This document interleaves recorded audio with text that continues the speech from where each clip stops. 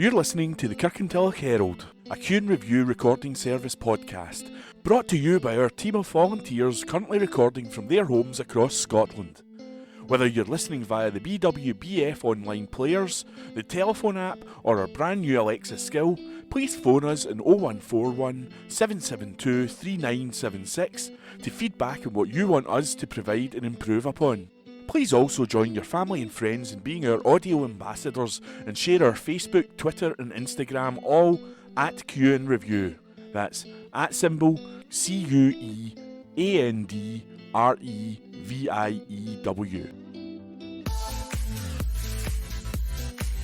This week's Kirkintilloch Herald, date Wednesday, April the 20th, 2022.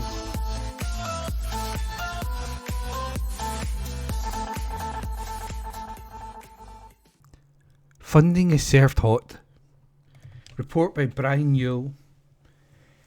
Glasgow Airport's Flightpath Fund has awarded £3,700 to help a social enterprise establish a new community coffee shop in Bishopbriggs. Glasgow Roasters work with people in recovery and rehabilitation to help build their confidence, get them work ready, and become professionally qualified coffee roasters and baristas. Following this, clients are then fully integrated into the workplace placements before moving into full-time employment. The cash from the Flightpath Fund is being used to help furnish the new coffee shop at Bishopbriggs Community Church, where Glasgow Roasters is based. Duncan Stevenson, Operations Manager, said, "This award from the Flightpath Fund will ensure we can properly furnish the coffee shop, which we hope will be a real asset to the local community and an ideal training base for our baristas." The team at Glasgow Roasters would like to take this opportunity to thank the Funds Committee for supporting our work in the Bishopbriggs area and beyond. Run by 12 volunteers, Glasgow Roasters trades directly and fairly with coffee growing cooperatives in Rwanda, DR Congo, Brazil and other countries in the global south. More than £90,000 is being made available by the fund in 2022, and the committee is urging neighbouring groups and organisations to submit applications for sustainably themed projects aimed at improving the environment in the communities local to the airport. Councillor Rose O'Neill, who sits in the Flightpath Fund Committee on behalf of East Dunbartonshire Council, said, "Glasgow Roasters is a fine example of community enterprise doing fantastic work both at a local level by supporting some of our most vulnerable citizens learn new skills, and by ensuring coffee farmers in some of the most deprived parts of the world get a fair deal. The next meeting is on June 17th, and applications must be submitted no later than 3 weeks prior to the meeting. For more information, visit www.glasgowairport.com/community. To find out more about Glasgow Roasters, visit www.glasgowroasters.com. That's www.glasgowroasters.com. This week in history, April 19th, 1987, The Simpsons premieres as a short cartoon on the Tracy Ullman Show. On this day last year, NASA's Ingenuity Mars helicopter completed the first powered, controlled flight on another planet, the space agency announced. April 20th, 1972, Apollo 16 landed on the moon. April 21st, 1945, Ivor Novello's Perchance to Dream opened at the London Hippodrome with his now classic song We'll Gather Lilacs. The show ran to 1,022 performances. On this day last year, the Queen's real 95th birthday was a private and low-key event following the death of her beloved husband, the Duke of Edinburgh. April 22nd, 1943, the printing of British £1,000 notes was discontinued. On this day last year, a UK ticket holder came forward to claim the week's jackpot prize of £59 million in the Euro Millions draw, operator Camelot said. April 23rd, 2005, the first video was uploaded to youtube.com. April 24th, 1986, the Duchess of Windsor, the American widow of Edward, Duke of Windsor, died in Paris, aged 89. On this day last year, 4 astronauts on board SpaceX Crew Dragon capsule successfully docked at the International Space Station. On Thursday, the 21st of April 2022, sunrise shall be at 5:57 a.m. and sunset shall be 8:33 p.m. Fald Head green light. Calla Homes West has secured consent to create a vibrant new community in Fald Head, Kirkintilloch. East Dunbartonshire Council, where Calla will have invested over £150 million locally, following the completion of Fald Head, has granted planning permission subject to Section 75 conditions. The 2 applications submitted as the land is held by 2 owners detail the delivery of a fully integrated development. A total of 228 homes includes 160 private homes, ranging from 1-bed cottage flats, 3-bedroom terrace and semi-detached homes to 4 and 5-bedroom villas. The remaining 68 plots will be allocated to deliver affordable homes which are being developed in partnership with Hillhead Housing Association. Calla has prioritised green space throughout the site and will establish 3 new ponds, plant hundreds of new trees and over 4,000 square metres of hedgerow. These additions will enhance the landscape and support a range of wildlife throughout the community, which will also include a natural play area and views of the Campsie Fells. The development is located adjacent to the Woodley village and encourages active travel through a network of new footpaths. This includes providing the missing link between the Woodley village south footpath and the Luggy Water footpath. Ian Conway, Strategic Projects Director, Calla Homes West, said, "As part of our commitment to creating sustainable, inclusive communities, we have closely consulted with East Dunbartonshire Council and the local community, and we will continue to do so as this development progresses. We have proactively incorporated several features such as bat, bee and bird boxes to complement new planting that will boost the biodiversity of the site, which will truly establish a vibrant new community for all. The latest planning consent is a positive milestone for our continued investment in East Dunbartonshire and across the west of Scotland. We look forward to contributing further to the local economy through the creation of construction jobs, the delivery of much needed private and affordable homes and the economic activity of residents." A day for the town. Bishopbriggs Community Day, formerly the Gala Day, will take place on Saturday, May the 28th. The main venue will be Woodhill Evangelical Church, where there will be local crafters, stalls and performances by local groups from 10 a.m. until around 4:30 p.m. The other venue will be Bishopbriggs Library with stalls, an arts corner and other activities. A procession from Kirkintilloch Road to the church, led by Kirkintilloch Brass Band, will set off at 12:30 p.m, also featuring the Girls Brigade, Scouts, Clyde Valley Hogs and vintage cars. Modernising from the idea of a Gala Queen, there will instead be 3 Bishopbriggs Community Ambassadors, and the lead school this year is Meadowburn Primary. To keep up to date, visit www.facebook.com/Bishopbriggs Community Council. The right way to celebrate talent. A new project aims to showcase the creative writing talents of the East Dunbartonshire autistic community.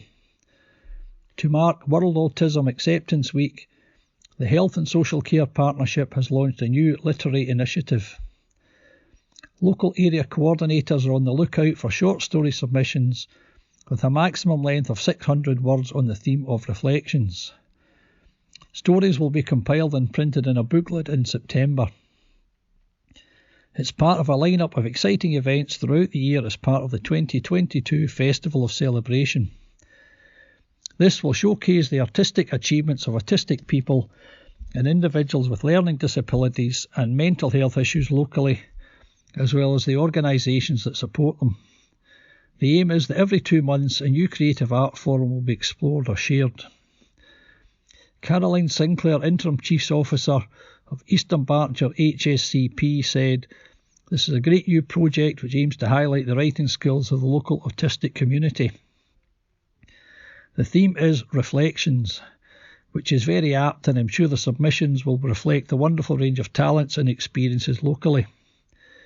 The short story should be submitted by July the 29th.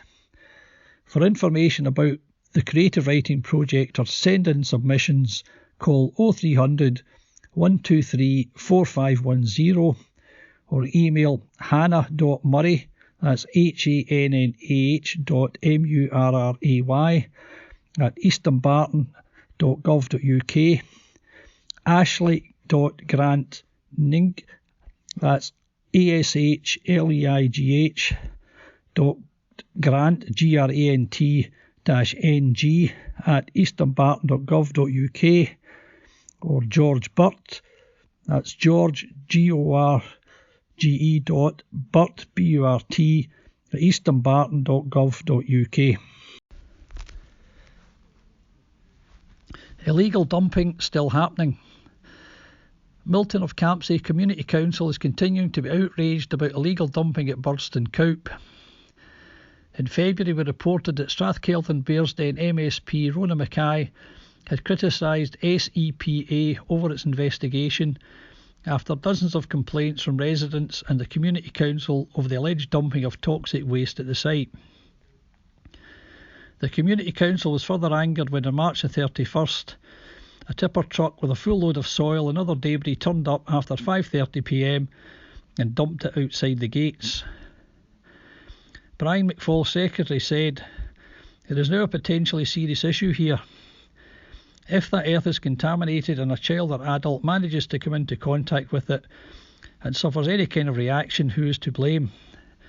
The soil is now likely to spread over the entrance and onto the main road and adjacent pavement. As a community, we fully expect our council to act as expeditiously as possible to have this earth removed and in turn charge the cost of this work to either the owner of the site, the management contractor of the site, or the contractor who dumped it." Mr McFall wrote to SEPA and Eastern Bartonshire Council asking how they were dealing with the issue. Anne Davey, the council's Deputy Chief Executive, said, "The council is aware of the material which has been dumped on site and has made contact with the site operator in relation to this matter. I can confirm that it will be the responsibility of the site operator for the removal of this material." Accident figures. Eastern Bartonshire is Great Britain's second safest place for drivers, new research has found. The study, commissioned by car insurance experts carinsurance.ae, analysed Department of Transport data from 2013 to 2020 on the rate of reported road accidents per 1,000 people. Eastern Bartonshire has a population of 108,750 and has an average of 82 car accidents per year, giving a score of 0.75 accidents per 1,000 of the population. This was just behind Moray in top spot, which is 0.74 accidents per 1,000 of the population, while the Orkney Islands 0.79, Aberdeen City 0.82 and East Renfrewshire 0.86 make up the rest of the top 5. Scotland is the safest place overall, with 1.32 road accidents per 1,000 of the population, compared with 1.51 in Wales and 2.05 in England. Taking a bite of the Big Apple. The Theatre School of Scotland was the first Scottish performing arts group to be invited to take part in the annual New York Tartan Day Parade. Around 70 members, aged 7 to 21, headed to the Big Apple, including Eastern Bartonshire youngsters Grace Campbell, Chiara and Lucia Minchella, Erin Nemo, Emily Kinnaird, Joy Hancock and Grace Curry. Clad in tartan suits, they stunned commuters by doing a flash mob performance at Grand Central Station, which saw them singing Flower of Scotland, Auld Lang Syne and Loch Lomond. They also marched in the parade itself, as well as taking part in other events at the Statue of Liberty and on Broadway. Translation for Ukraine. Report by Brian Newell. An international project to create a simple, easy-to-understand guide to living with epilepsy has been expanded to help people fleeing the conflict in Ukraine, and NHS Greater Glasgow and Clyde has been instrumental in the effort. EpiPicto is a pictorial guide to epilepsy, first produced in 2019. An initiative involving teams across Europe and funded by Erasmus.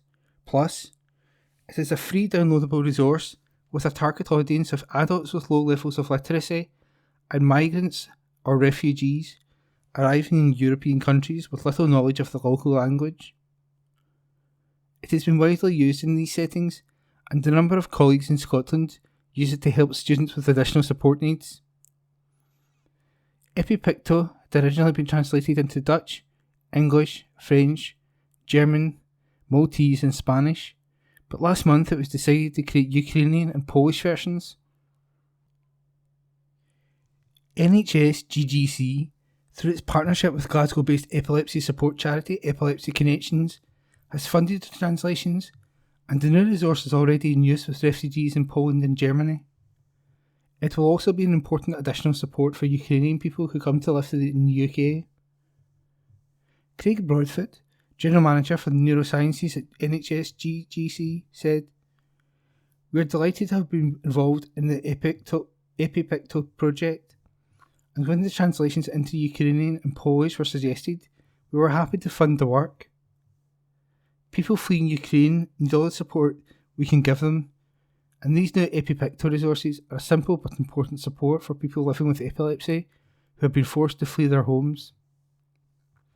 I would like to thank everyone at NHS GGC and our colleagues in Epilepsy Connections who have helped turn us around so quickly. The purpose of the guide is not to provide detailed information, but to help start conversations about epilepsy and support people to find the support they need to live well.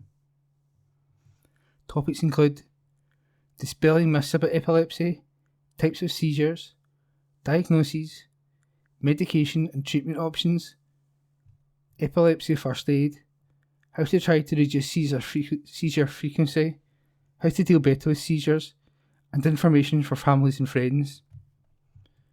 And that was a report by Brian Newell. Cash boost for charity. Report by Brian Newell. A charity that recycles school uniforms will extend its reach to more families after being gifted £1,250 by the Allied Vehicles Charitable Trust. Donna Henderson came up with the idea for what is now Glasgow's Pre-Loved Uniforms 6 years ago when she won a Kelvin College Community Achievement Award. As part of that course, the mum of 3 boys at Ballornock Primary approached their head teacher about holding a school uniform event and was told although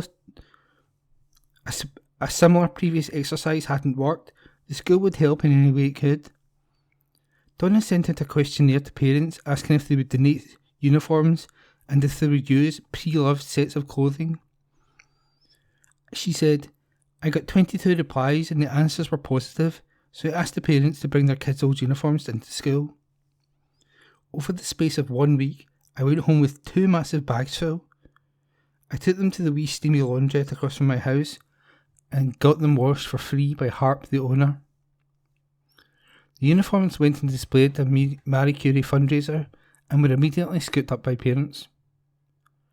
That was early in 2017 and was followed by a donation of ex-display school shirts from Tesco and Shettleston, when Donna started a Facebook page that saw the formation of Ballornock Uniform Bank. She wrote to every primary school head in the G21 area, and from there her initiative began to grow dramatically. Donna said, "I was approached by the Foundation for Social Entrepreneurs, Unlimited, regarding funding to set up a social enterprise, and received just over £3,000. Instead of working from my home, friends of Springburn Park offered me the porta-cabin they had in the community village. After getting a board together, we changed the name to North Glasgow Uniform Bank and continued to grow, supporting families outside of the area, including partnership schools. In 2020 we gained charitable status, becoming Glasgow's Pre-Loved Uniforms, and now work with 29 schools from Drumchapel to Easterhouse the Gorbals to Castlemilk, and 3 co-op stores. Our uniforms are still laundered and free, and we operate on a non-referral basis. The charity also helps the environment by stopping quality school uniforms going to landfill. Donna added, "Now that everything is rising in price, families are going to struggle more with, which means we will be in even more demand. We will continue to support families and look to linking up with more organisations and supermarkets to get uniforms out into the communities across the city. Allied Vehicles Charitable Trust's very kind donation will help us keep the service going and able to reach out to even more families." Gary Facena, owner and chair of the Allied Vehicles Group, said, "When we launched Charitable Trust, we wanted to help groups that made a difference to their local communities, and Glasgow's Pre-Loved uniforms is a fantastic example of that. Donna's tale of building up Glasgow's pre-loved uniforms into the local powerhouse it is today is an inspirational one for others." And that was a report by Brian Yule. Residents are now able to recycle more plastics. Report by Brian Yule. Eastern Bartonshire residents are reminded that they can now recycle more plastic than ever in their brown bin. Last month, the council announced a major expansion of the types of plastics that can be included in the brown bin, meaning even more will be diverted from landfill. As well as plastic bottles, such as shampoo, detergent and drink bottles, the council can now accept additional plastics from its curbside recycling collections. These include carrier bags, bread bags and vegetable bags, plastic trays from microwave meals, fruit punnets or biscuits, plastic tubs such as margarine or ice cream tubs, plastic pots such as those for yogurt, puddings and noodles and soup, clean tinfoil. Residents are also advised that items must be clean and empty to ensure that the many tons of plastic collected make it through recycling processes successfully. Council Chief Executive Jerry Corn said, "Our residents have been consistently amongst the top recyclers in the country, so it's fantastic that we are now providing this expanded service. The reaction from our residents to this news has been overwhelmingly positive and demonstrates just how passionate many in our communities are about recycling well and doing their bit for the environment. Over the coming months, we will continue to raise awareness of what items go in each of our bins in order to increase our area's recycling even further." The council has provided a successful, high-quality plastic recycling service from the curbside for over 15 years. The range of plastics that can be recycled has always been driven by available markets and the best environmental option for residents. Any residents who currently cannot access the council's recycling facilities are encouraged to get in touch. The council will only collect household waste that is in the following bins: grey bin, general waste; blue bin, paper and cardboard; brown bin, plastic, glass and cans; green bin, garden waste; grey food caddy, food waste. To learn what goes in each bin or for more information, visit www.easternbarton.gov.uk/residents/waste/bins-and-recycling. And that was a report by Brian Yule. Business Waste Services. North Lanarkshire Council's Business Waste Service has gone online. Businesses can access and manage their business waste collection and order new bins using a secure online account. Customers will also be able to change the frequency of collections and view pricing information and payment methods. The account will generate the duty of care document, the legal contract between the council and each business. Andrew McPherson, Head of Regularity Services and Waste Solutions, said, "Businesses will have a convenient, efficient way of managing their waste contract with all the necessary information in one place.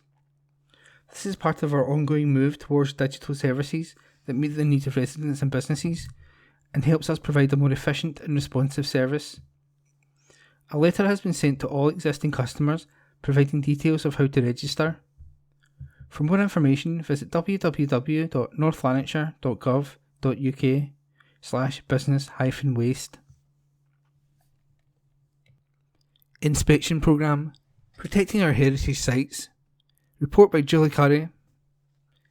An inspection programme designed to assess the condition and the impact of climate change on some of Scotland's most significant heritage sites is getting underway. Historic Environment Scotland, HES, which is responsible for 336 historic buildings and sites, is rolling out the programme of tactile condition surveys. The work has been undertaken in response to concerns over the deterioration of high-level masonry caused by several factors, including the materials used during construction, age, physical location, and climate change. Inspections and sample surveys conducted by HES last year uncovered a range of decay in high-level building fabric, creating a risk of falling masonry. To protect staff and visitors, access has been constricted at many of the affected sites, although every effort has been made to enable visitor access where it can be done safely. HES will carry out the work in 3 priority phases. Considerable preparatory work is already underway. Priority will be given to surveying sites where it is difficult to fully mitigate all risks to public safety, such as where the nature or location of site presents a particular challenge, or where adjacent land owned by a third party may be affected. Sites where access restrictions are having a significant adverse community and economic impact will also be prioritised this year. Dr. David Mitchell, HES Director of Conservation, said, "This is a major programme of activity taking place across Scotland, involving a new approach to inspection and new skills for our teams. Our changing climate since the 1960s has accelerated the natural process of decay, and the nature and location of some properties makes them particularly susceptible. Our response to this situation requires us to evolve our approach, and what we are finding will increasingly become an issue for many building owners across Scotland. We have developed an approach to allow us to prioritise sites based on health and safety first and foremost, as well as the benefits that properties generate for local communities. It is important to note that the conclusion of the survey does not necessarily mean a property will reopen in full or in part right away. It is entirely dependent on what we find. Once the site is assessed and we have an indication of what the issues are, we will then make the decisions on what happens next. The surveys will provide a detailed and accurate picture of the property's condition and will inform a subsequent programme of repairs, conservation work, adaptation measures and interventions. Surveys have been undertaken by specialist HES technical staff and will be literally hands-on. While surveys and work is taking place, HES is exploring alternative visitor experiences. For details on site access, visit www.historicenvironment.scot. Schedule of works. Sites will be surveyed in 3 batches, and access restrictions will remain in place until a full survey and any remedial works are undertaken. Within each phase, properties will be prioritised based on a range of factors, including weather, geography, team availability and pre-inspection survey results. Included in the first phase are Arbroath Abbey, Blackfriars Chapel, St Andrews, Kilross Abbey, Dirleton and Hales in East Lothian, Dryborough Abbey in Melrose, Dunfermline Abbey, Kelso Abbey, McLennan's Castle in Kirkcudbright, Maison du Chapel in Brechin, Ravenscraig's Castle in Kirkcaldy, and St Andrew's Castle. Dunbartonshire showing love for local this spring. Report by Brian Ewell. Communities have been urged to get behind their local businesses this spring as part of the Scotland Loves Local campaign. Damon Scott, project leader and chief executive of Dunbartonshire Chamber of Commerce, said, "Our local businesses continue to need the support of local people. Many are still working hard to recover from the impact of COVID, and spending locally helps that cash circulating in our local economies, creates jobs, and is more environmentally friendly. We have so many amazing businesses to choose from that I would always encourage anyone to look locally first. As well as those on our high streets, we have a wonderful array of online, freelance and home-based businesses and a host of trades to meet most needs. The Loves Local team will be working hard to focus on some of the common themes at this time of year, including home improvements, gardening and outdoor, as well as days out and activities. They will also continue to work to develop themes and activities that encourage ongoing interaction and engagement with shops, cafes and attractions, amongst others. Mr. Scott added, "This is traditionally a time of year for new beginnings, spring cleans, home environments, and spending more time outside in the garden or further afield. We'll certainly be trying to make the most of this mindset to convey the messages that are the heart of our Loves Local to choose local first." There is also a fantastic variety of things to do across both East and West Bartonshire, and we'll be highlighting some of those opportunities too. From Cameron House, Loch Lomond Shores, the Sea Life Centre, and Sweeney's Cruises in and around Balloch, Loch Lomond, to the Denny Tank Museum and Dumbarton Castle and Bowling Harbour to Mugduck Park, the Roman Bathhouse, to the Clyde and Forth Canal cycle routes. The Loves Local programme will also see the print-led campaign that has been delivered in the other towns rolled out in Balloch, with a town flyer being developed to promote local businesses and services. For more information or to get involved in the Loves Local campaign, email hello@loveslocal.co.uk or call 0141 280 0335. And that was a report by Brian Yule. Comedy in Bishopbriggs in need of autism charity. Report by Brian Yule. A comedy charity night is taking place in Bishopbriggs on Saturday, April the 23rd, to raise money for the National Autistic Society Scotland. Back to the Comedy, which features several talented Scottish comics, will take place in the Fourth Theatre at 7pm. The full lineup features Patrick Rowling, Kenny Sinclair, Scott Laird, Ronnie Black, AJ Sixsmith, and compere Graham Stewart, and the group have taken part in previous charity gigs for the British Heart Foundation and Cancer Research UK. A raffle will also take place on the night in support of the National Autistic Society Scotland, with a bar available for refreshments during intervals. The charity of choice for the event is especially meaningful for organiser Alan Sathan, whose young daughter Macy is autistic. Alan said, "From an early age we could tell that Macy wasn't developing like other children, and just before her 4th birthday in December we had it confirmed she was on the spectrum. The challenges we face are daily. An outdated term is that she's high functioning. A phrase I heard from someone previously is that she's high functioning until she's not.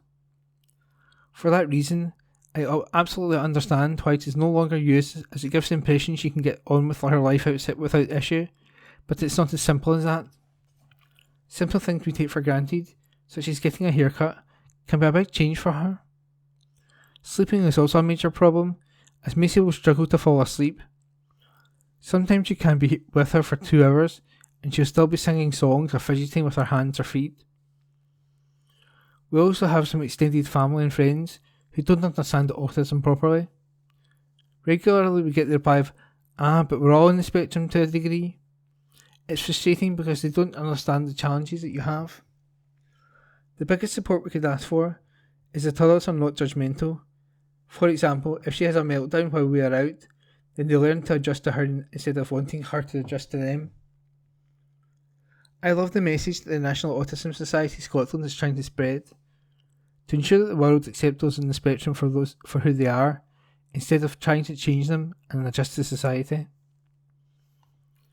I also appreciate that they provide support, guidance and advice, as well as campaigning for improved rights, services and opportunities for those on the spectrum. The comedians for this event are all headline acts, with some having performed worldwide, and the rest hosting their own shows throughout the UK. They've each been on the circuit for a long time, and have a very seasoned act that promises a fantastic night with lots of laughs. Rob Holland, Acting Director of the National Autistic Society Scotland, added, "We're delighted to see Alan and Back to the Comedy choose to fundraise for our charity, and we hope to get as many people involved as possible. The money raised for this event will be vital for us to create a society that works for autistic people and their families in Scotland, and to support more people like Macy and Alan. For ticket information, visit www.skiddle.com/e/360-15732. And that report was by Brian Newell. Macar backs Keep the Heed and Read campaign. Report by Julie Curry. Scotland's Macar, Kathleen Jamie, is one of the first people in the country to pledge her support for the recently launched Keep the Heed and Read campaign. She joined some of the country's most influential organisations, including the Institute of Directors and the SPFL Trust, in pledging to take part in the National Reading Moment on Wednesday, May the 11th. The countrywide initiative, led by the Scottish Library and Information Council, SLIC, in partnership with the Mental Health Foundation and the Scottish Association for Mental Health, SAMH, and with support from Baillie Gifford, aims to inspire and encourage people of all ages and abilities to read every day to boost their mental health and well-being, starting with a pledge to read for just 6 minutes on May the 11th. Research shows that reading for 6 minutes a day can reduce stress by 68% in people of all ages. The National Reading Moment is aptly due to take place during Mental Health Week from May the 9th to the 15th. Kathleen Jamie, Scotland's National Poet, 2021 to 2024, said, "Our local libraries are full of great reading material, books, of course, but also comics and pamphlets of poetry, so they're the perfect places to release the imagination, whatever your ability and interests. Reading for pleasure can have a huge impact on our well-being. I read every day, often early in the morning, to set me up for the day, so I'm glad to support the Keep the Heed and Read campaign. I've pledged my 6 minutes of reading on May the 11th, and would encourage everyone else to do the same." An online totaliser, capturing the number of reading minutes pledged, is available at www.keeptheheed.scot. Pamela Tulloch, Chief Executive at SLIC, said, "This campaign was designed to promote the positive and easy to implement changes which can help increase mental health and well-being, and highlight the part in the local libraries play in that process. We believe starting with a simple pledge to read for just 6 minutes on May the 11th will help inspire people to take forward these good habits. Working in partnership with Scotland's 32 public library services, SLIC hopes the free-to-use services will encourage as many people as possible to get involved." And that report was by Julie Curry. Let's talk. Letters page from the Kirkintilloch Herald. Please send your letters via email to kirkyherald@gnscotland.co.uk. That's KIRKYHERALD @gnscotland.co.uk. Boris has mislaid the promised £350 million per week bonus from Brexit. Sir, the NHS is in the midst of a funding crisis. Your readers will recall that before the Brexit disaster, the Prime Minister promised us £350 million a week for the NHS if we voted for Brexit. And, of course, Boris Johnson is celebrated as a man of unimpeachable integrity and a man of his word. The Scots had mere sense, but the promise, made on the side of a bus, helped to sway voters in the rest of the UK. But what had happened to the £350 million? It has surely been mislaid, or we would have heard about this wonderful Brexit dividend. Yours, etc., David Curry, address supplied. Many PMs have come and gone in the time of war. Why not the current one? Sir, it is striking to note the spurious argument that because there is a war in Ukraine, this means Boris Johnson should remain in office and not be replaced. This is a man who has broken the law, the first Prime Minister in office to do this, as well as lying to Parliament.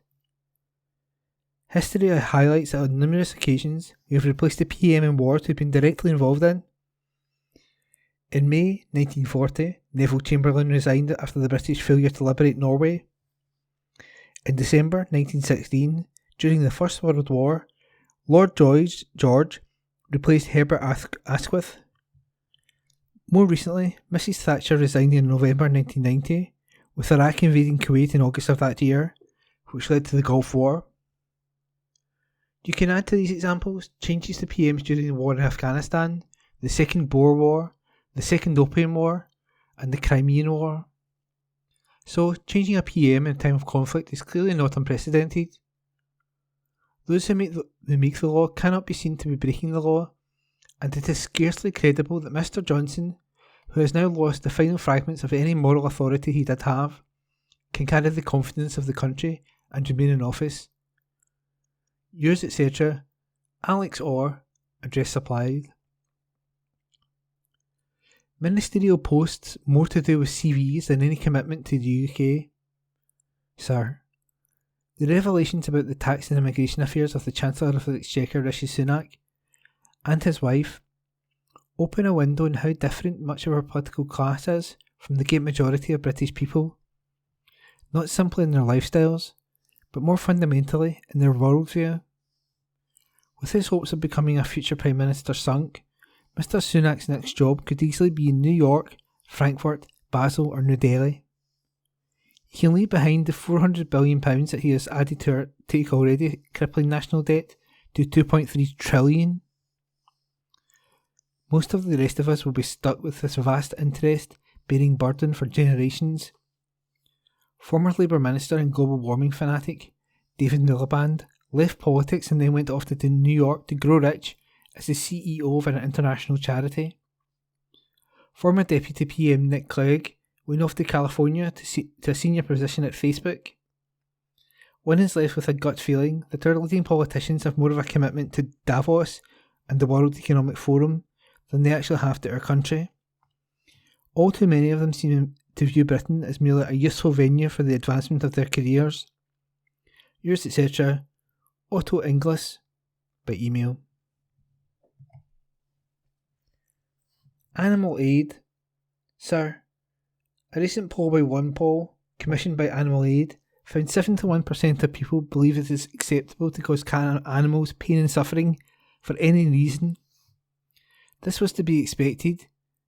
Indeed, most people wouldn't dream of harming animals, and yet animals are subject to pain and suffering on a daily basis, for the food we eat, for entertainment, in the wild and in the lab. Our everyday choices can cause animals harm or reduce it.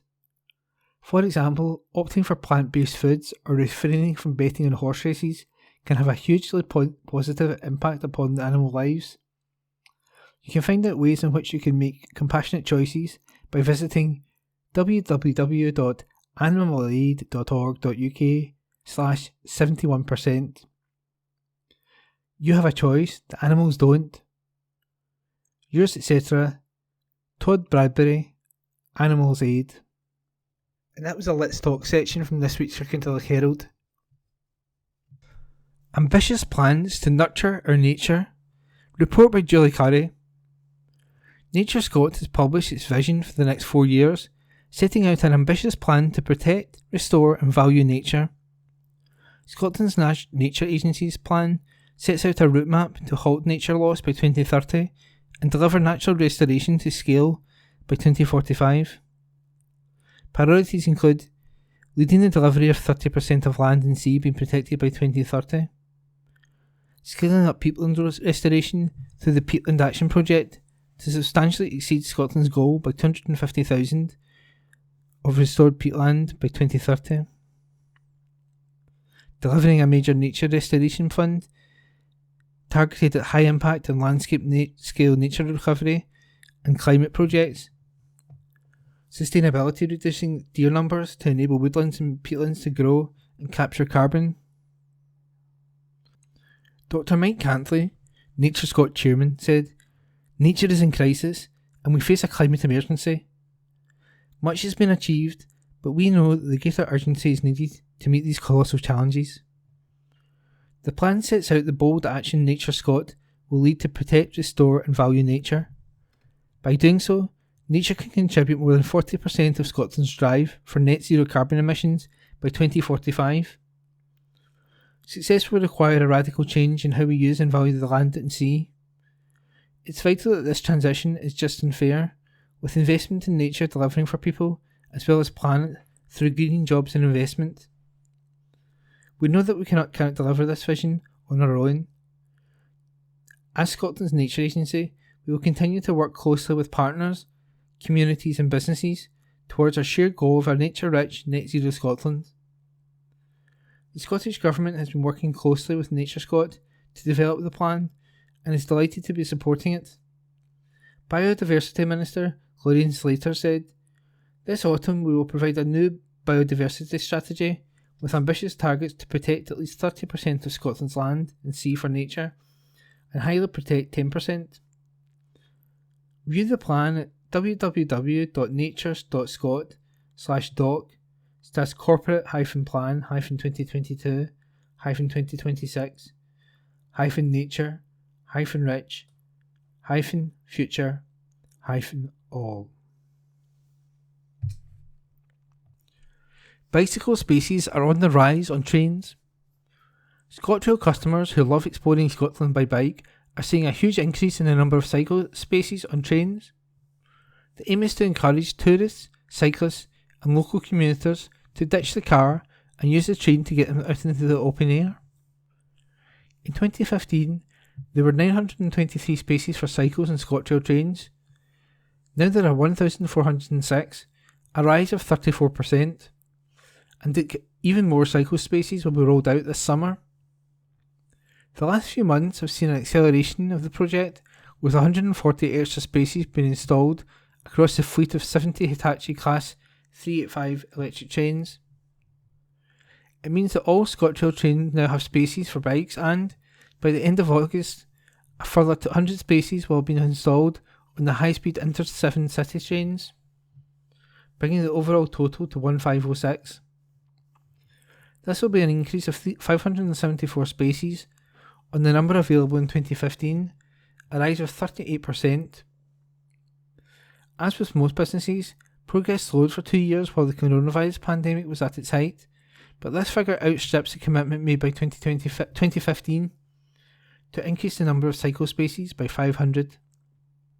James Ledgerwood, Head of Economic Development and Communities, said, "Whether it's for work or for leisure, these new cycle spaces will help even more people to get out of cars and into the great outdoors and make a real difference if you want to travel in a more sustainable way.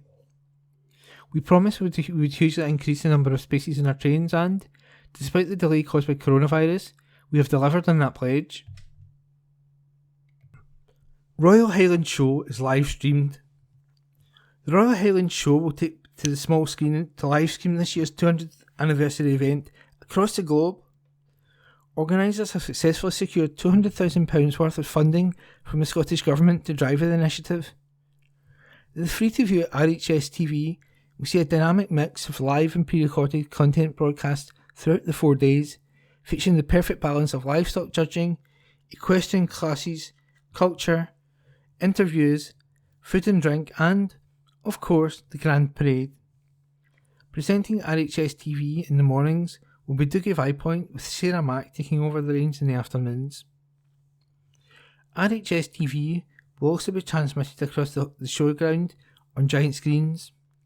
The content will be available to watch back on the Royal Highland Show YouTube channel.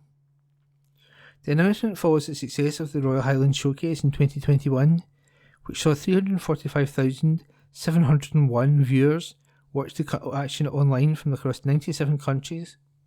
Bill Gray, Chairman of the Royal Highland and Agricultural Society of Scotland, RHASS, which organises the show, said, "This is a hugely exciting announcement which will allow us to bring the best of food, farming and rural Scotland to audiences across the globe. The value the show brings to the economy, and also to Scotland, the brand, is reflected in the level of support we have received from the Scottish Government, for which we are very grateful. It's just one of the many initiatives planned to make the 2022 show, 200 years since it first took place, a spectacular." Taking place from June the 23rd to 26th, For tickets, visit www.royalhighlandshow.org. We're walking, not just talking. More Scots are now walking the walk and not just talking the talk when it comes to keeping active. Scottish walking charity Paths for All, which champions everyday walking in pursuit of happier and healthier lives, has been encouraged by the findings of a major Scottish Government study. The Scottish Household Survey found that 86% of adults had participated in physical activity in the 4 weeks leading up to the survey. The most common activity being walking, with 82% of adults having walked for at least 30 minutes.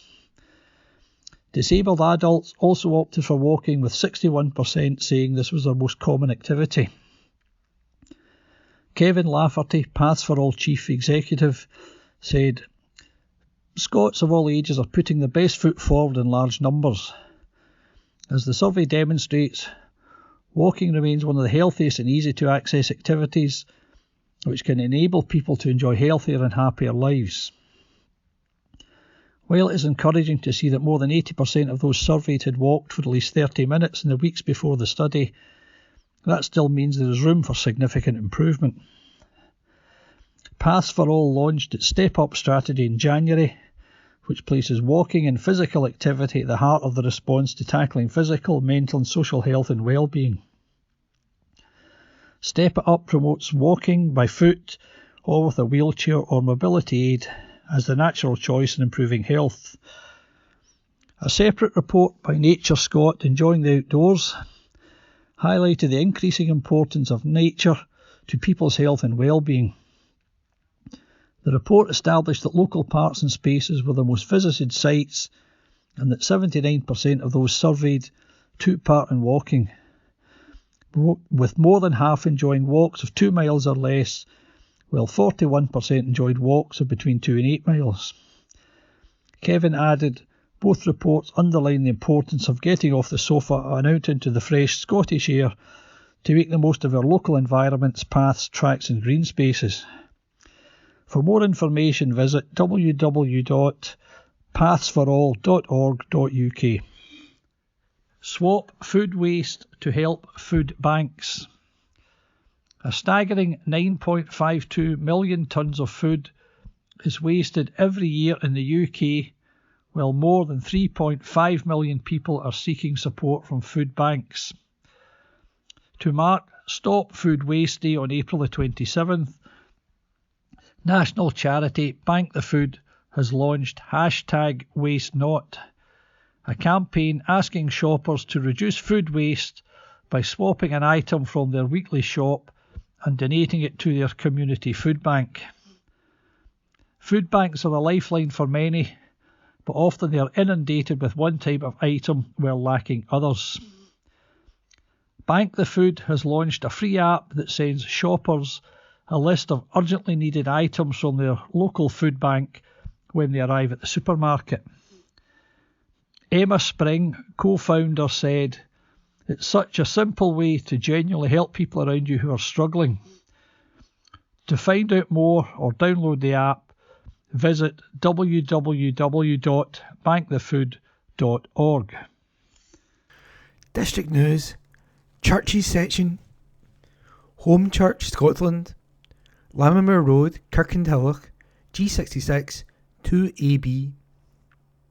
How wonderful it is, how pleasant for God's people to live in harmony.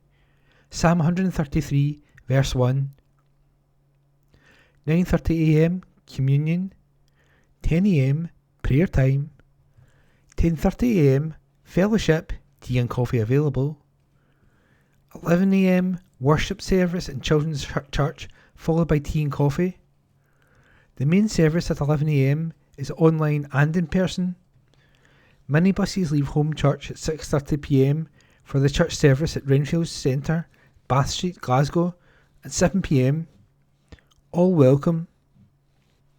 One Church, Home Church, 5 locations, Kirkintilloch, Glasgow, North Coast, Northern Ireland, Stornoway, and online.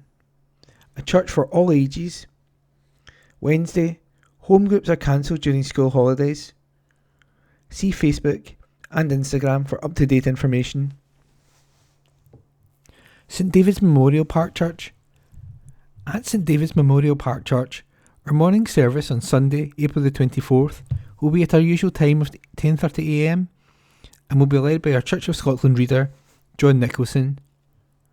During our morning worship, school-aged children will have the opportunity to go through to our halls for their own time of fun and learning with JAM.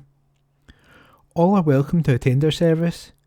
We would ask that you continue to wear a face mask during the service unless exempt from doing so. We look forward to welcoming you to the church. Our Tuesday lunchtime services have now resumed and take place each Tuesday from noon to 12:30pm. Our next service will be on April the 26th. All are welcome to attend. Kirkintilloch Church of God. The Sunday evening Good News service at Regent Hall, Regent Street, remains cancelled for now. We are, however, continuing our Zoom services each Sunday at 6:30pm. A warm invitation to everyone who is able to join us on Zoom.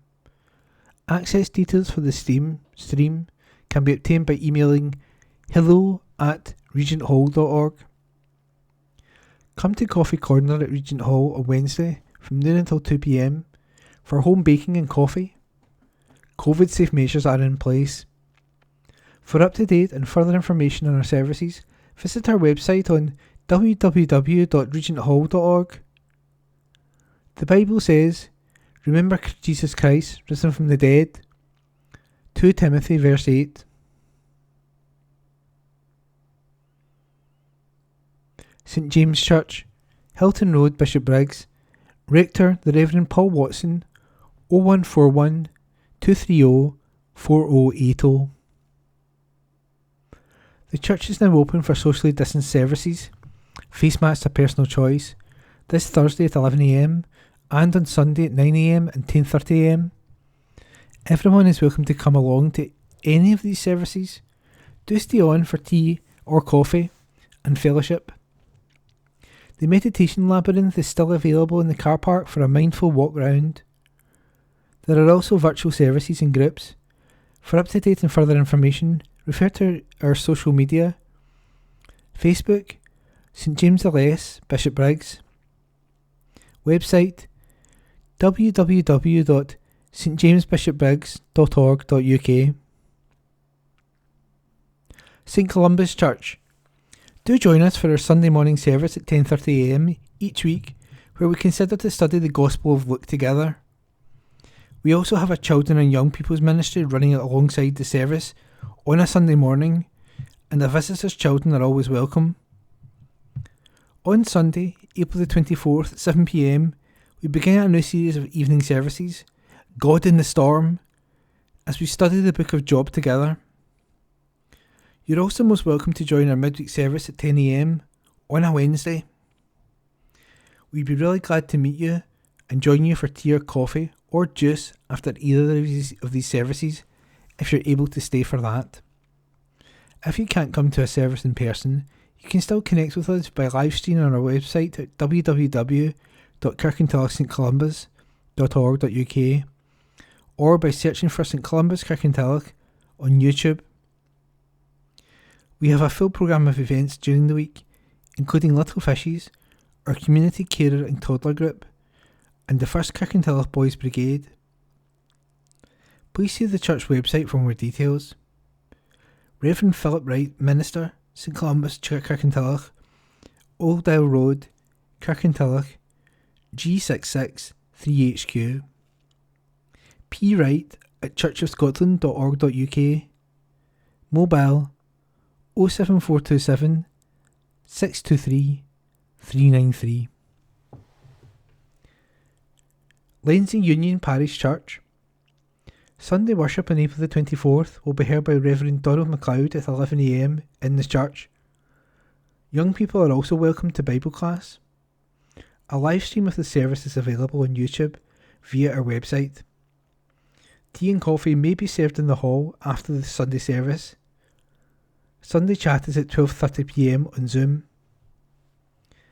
Face coverings are now no longer required in church services, though face coverings should continue to be worn in the two areas where 1 metre social distancing remains. The Meeting Place coffee shop is open on Wednesdays 10 a.m. until 11:30 a.m. in the new hall. Meet your friends and enjoy a chat over a cup of tea or coffee. Everyone, from the very young to the young at heart, is welcome to join us, where we will also have a good selection of greetings cards and second-hand books for sale.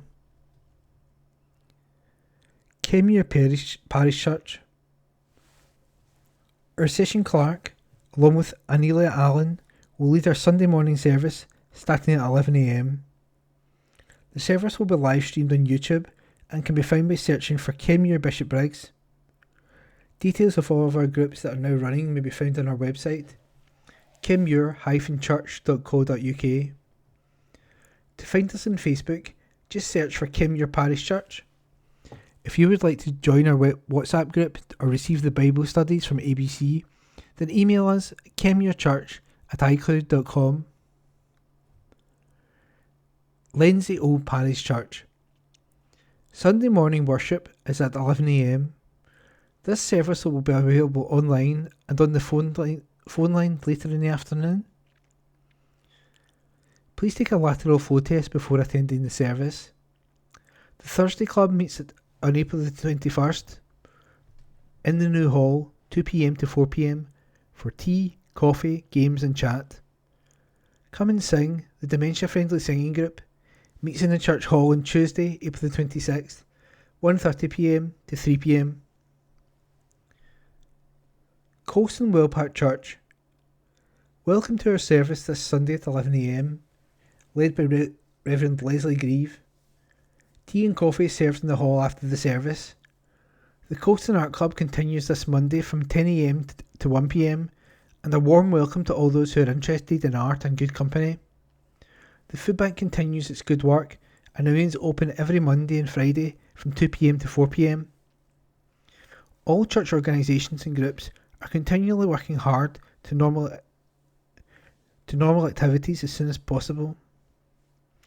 Catch our church services on Facebook at Colston Wellpark Parish Church, and if you require further information on our church activities, etc., please contact Leslie Grieve on 07813 255 052. Milton of Campsie Church. We're back in the building, no need to book. Jigsaw, Epic and Crossover will meet as usual. Noon Zoom coffee and chat is now at 12:30 p.m. Contact Julie for the link. And remember, the phone number for a dial-in service which enables you to hear the Sunday service. Just dial 01360 545 345. TIF, taking it further, meets at 7 p.m. for 1 hour. The Baby and Toddler Group, Hobbies Club and Badminton Club all met on Monday. Time to pray is at 7:15 p.m. to 7:55 p.m. on Wednesday. BB Anchor and Junior sections meet on Friday at 6:15 p.m. Torrens Parish Church. The Sunday morning service in person is at 10:30 a.m. conducted by Reverend Stuart Irwin, and during the service the youngsters meet together in creche. Junior Church and FROG, you no longer require to wear a mask, but, if possible, please take a lateral flow test before arriving. The cafe is open on Wednesday at 9 a.m. till noon for teas and coffees serving delicious home baking. Why not pop in and taste for yourself? To join the service online, click torrensparishchurch.online.church. Find out about regular weekly activities. Check the website for what's on at www.tpc.org.uk. District News, General. Society of Antiquaries. The last meeting of the Antiquaries for this session will be the annual general meeting, which will be held at the Park Centre at 7:30 p.m. on Thursday, April the 21st. If you wish to attend, please send an email to kdsantiquaries@gmail.com. The AGM will be followed by a presentation by Society member Murray Reid on the geology of Kirkintilloch. Drimmen, art exhibition, After 3 years' absence, Gym and Art Club will have an exhibition and sale of paintings again. The members have continued to paint throughout the COVID period. Many have been learning new skills and working at improving their painting techniques online. As life returns to more normal, some of us are attending classes at the Art for You studio at Oakwood. It is hoped that our loyal supporters and critics will visit our exhibition to enjoy our new work. As a community-based art club, we would welcome new members. Anyone interested should come along to the Village Hall any Wednesday afternoon between 1pm and 4pm and see what we do and meet with the members. The exhibition and sale will be held at the Village Hall on Saturday and Sunday, April the 23rd and 14th, from 9am to 5pm. Admission is free and refreshments, teas, coffees, etc. will be available. The members look forward to seeing you. Social Care Course. Scotland's colleges have responded to the recruitment crisis facing social care by launching Introduction to a Career in Social Care, an online course designed to bring more trained candidates into this area of work at a time when the country faces a social care crisis caused by the skills gap and worsened by the pandemic. A total of 1,800 funded spaces in the course, which provides students with an introduction to the area of social care and a stepping stone to employment or further training, are available to students across Scotland's colleges. A significant feature of this course is supporting students in their further study or directly into employment through collaboration between colleges, College Development Network, CDN, the Scottish Social Services Council, SSSC, and local employers. With opportunities for qualified students, many and varied, and vacancies at an all-time high, CDN led the bid for funding for colleges across the country to offer this course. CDN is the national agency that supports skills and development across the college sector in Scotland and promotes college as an advantageous educational path which rivals that of university. According to SSSC, the ongoing serious staffing problems are the result of too few applicants with qualifications or experience. Jim Metcalf, College Development Network, said, "It is clear that the demand for trained carers is outstripping supply, and this is leading to the care sector crisis point in Scotland. Colleges aim to provide students with the best opportunities possible for learning and onward job prospects, and they also strive to meet the needs of wider society. It should come as no surprise that colleges have worked hard to deliver a course that will boost the number and quality of applicants for social care jobs. For any further information, please go to www.cdn.ac.uk/introduction-career-social care. Business Awards. Nominations are now open for the Scottish SME Business Awards 2022, powered by Business Connect and Oceanic Events. This is the fourth year that these awards have taken place, which they aim to reward and recognise the growing number of SME businesses in Scotland. It's more important now than ever before to recognise SME businesses due to the number of businesses that were established in Scotland during the pandemic. The award ceremony will be held virtually this June. The public are being encouraged to submit their votes now, and, so far, over 2,000 nominations have been entered. To be considered for these awards, the businesses must have been trading or in post for a minimum of 12 months. There are 27 categories for these awards, including New Businesses of the Year, Unique, Online Company of the Year, and Creative Entrepreneur of the Year. Votes for these awards can be submitted at www.surveymonkey.co.uk/r/the 4th Scottish SME Business Awards 2022, powered by Business Connect. Environment. Protecting our planet. Dr. Frank Dunn. We very much enjoy engaging with our grandsons, Charlie and Harry, on a Thursday after school and on to the early evening. We also have the whole day with them from time to time during the holidays. There has always been a bit of forward planning to these days, but we must have observed the most enjoyable days do not necessarily involve forking out for an adventure play park or other super duper leisure activity centres. Last week, for example, we headed over to Clachan of Campsie for a walk up through the hills and through the woods. They love the waterfalls, and in the summer we would build dams and skim flat stones. We noticed last year that there was a disturbing amount of litter in the woods and on the side of the paths. We thought that there would be very little litter at this time of year, but decided to bring a few bags just in case. The boys discovered bottle tops, glass beer bottles, cans, plastics, a large shoe, sunglasses, an old football and sundry other items. The 3 bags were overflowing, and we found an empty bag which was also filled. They enjoyed this activity so much and were delighted that they had helped the planet. We discussed the dangers of litter to all the manner of animals who inhabit that area. Even small bottle tops can be very damaging, not to mention broken glass and food wrappings.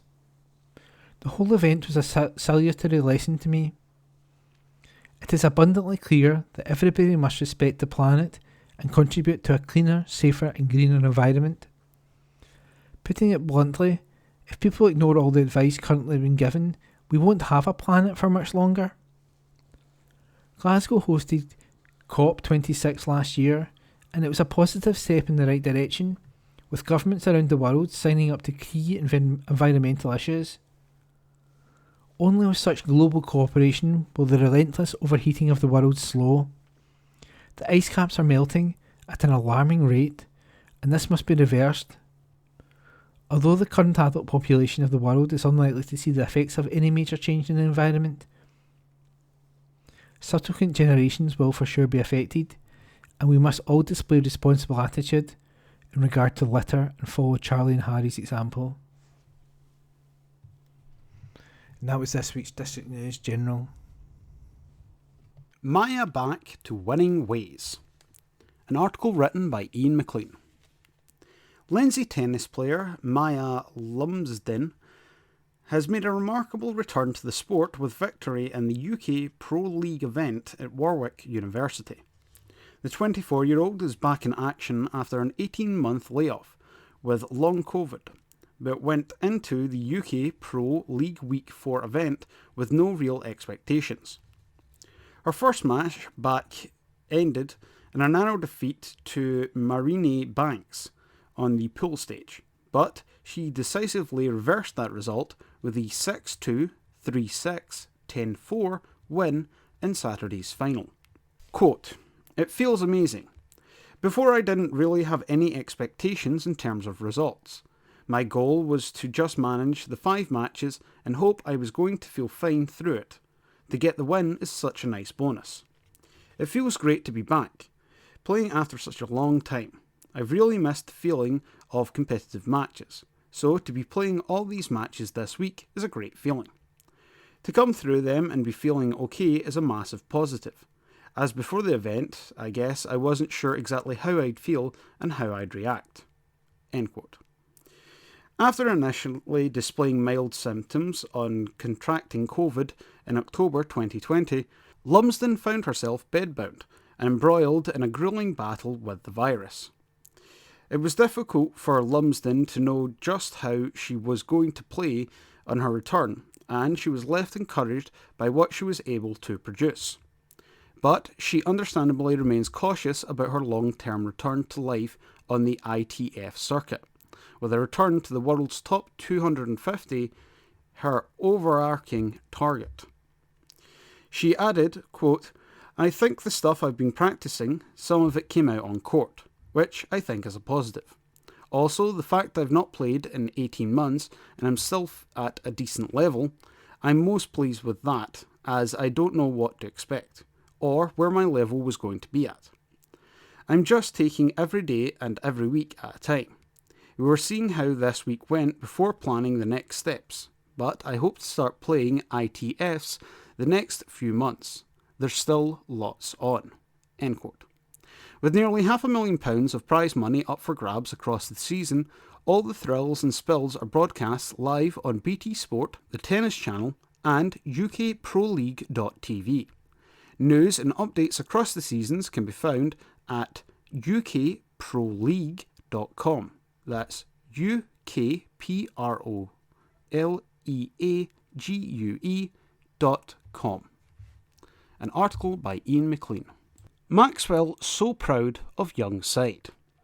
Kirkintilloch Rob Roy boss Stuart Maxwell says he was proud of his young side's efforts as their dreams of Scottish Junior Cup glory ended at the semi-final stage. A Graham Wilson goal and a Mark Shankland penalty put record winners Talbot up 2 at Meadow Park in Irving. And although Fraser Scott pulled one back in the second half, it's Talbot that got through to face Yoker Athletic, 2-1 winners over Petershill in the other semi, in the final. Maxwell said, quote, "We didn't start well. Whether that was down to inexperience, I don't know. But the response we got in the second half was tremendous. Fraser Scott, for me the best player on the park, scored a great goal and we controlled the game. We got in a lot of forward positions, but our final decisions weren't our usual standard. The wee bit of quality when we really needed it never came. But the endeavour and the effort was phenomenal, and the way this team is going, they are endearing themselves to the supporters. They gave it their all, and it was quite hard for me coming off the pitch with the supporters and the players and emotions running high and tears shed. It meant so much to everybody, and I really think there was a genuine belief we could have won the cup, and we've just fallen slightly short on fine margins. But hopefully they take the positives out of it. They can compete against all the top teams. That's not an issue. We just need to learn how to win the games." Rosvale Cup hopes go west. Rosvale went out of the Kilmarnock Pie West of Scotland Cup after a 2-1 third round defeat at Arthurlie on Saturday. The unbeaten Conference A side took the lead over their Premier Division visitors just before half-time, when former Vale man Lee Rolston sent in a shot which Craig Gordon got his hand to, but went in off the post. Arthurlie doubled their lead on the hour when Aaron Healy broke away on the left before slotting past Gordon. Rosvale reduced the deficit 10 minutes from time when Jordan Logan's effort eluded home keeper Gary Black. And they almost grabbed a last grasp equaliser as the ball broke to Brad Roden, with the goal at his mercy, but he missed the target, and Vale were out. Tigers roar to first win. Speedway side Glasgow Tigers got their SGB Championship campaign off to a flyer at the Peugeot Ashfield Stadium on Friday night. Tigers were 67-23 winners over a depleted Newcastle Diamonds, one of their biggest wins in recent seasons. Craig Cook, Ulrich Ostergaard, and debutant Ben Basso were all unbeaten by an opponent, with Cook winning all his heats, as the home team put 3 points on the SGB Championship table. Brown said, quote, "Newcastle had a lot of problems. I felt sorry for them because everything that could go wrong went wrong. But you can only beat what is in front of you. Craig Cook looks like the Cook of old. He seems to have his mojo back. I still think on his day he is the best in the league." Water polo girls go into British League. An article by Ian McLean. A Kirkintilloch and Kilsyth amateur swimming club team will fly the flag for Scotland after qualifying for Division 3 of the British Water Polo League.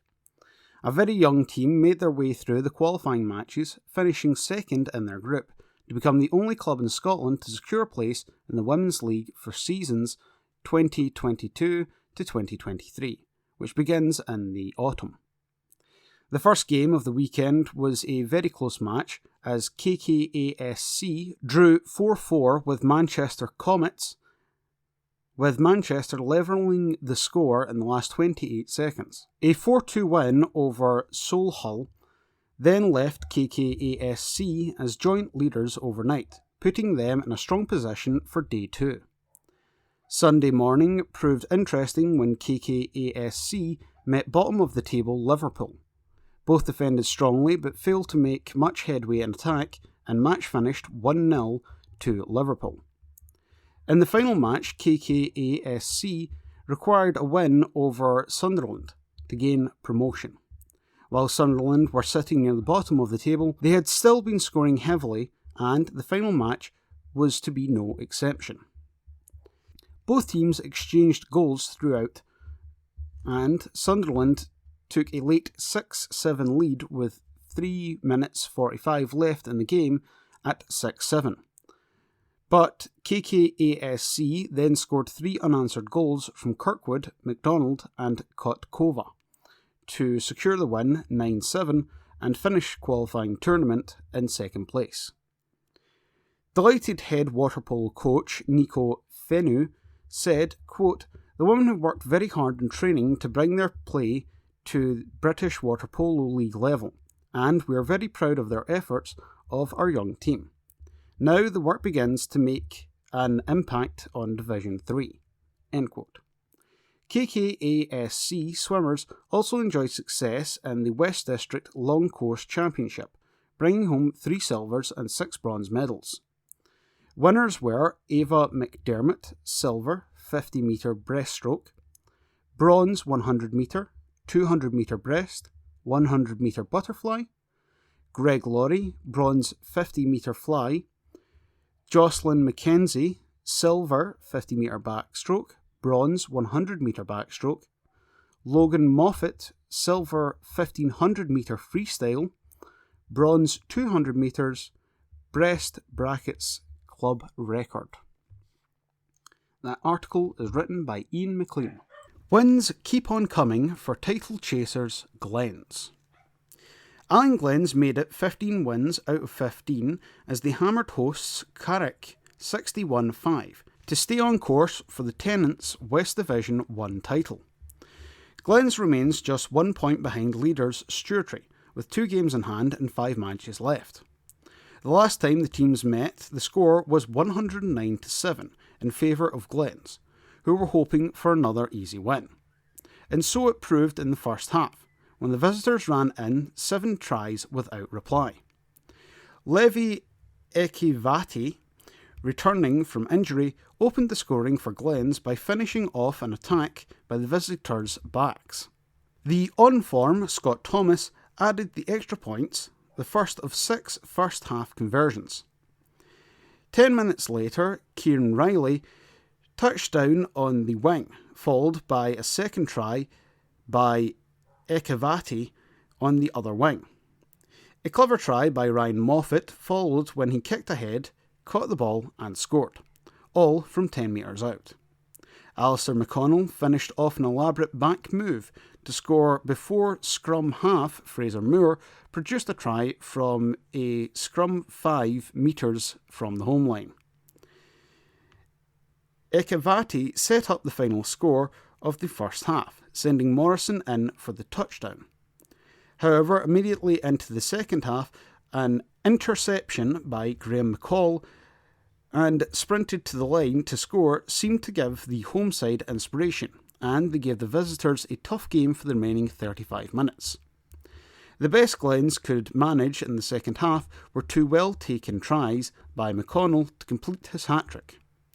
This Saturday, Glens are away to East Kilbride, never an easy venue. Thank you for listening to this week's Kirkintilloch Herald podcast, brought to you by Q & Review Print Speaking to the Blind. If you've any feedback, you're welcome to call us on 0141 772 3976. If you enjoyed this recording, feel free to subscribe to our channel.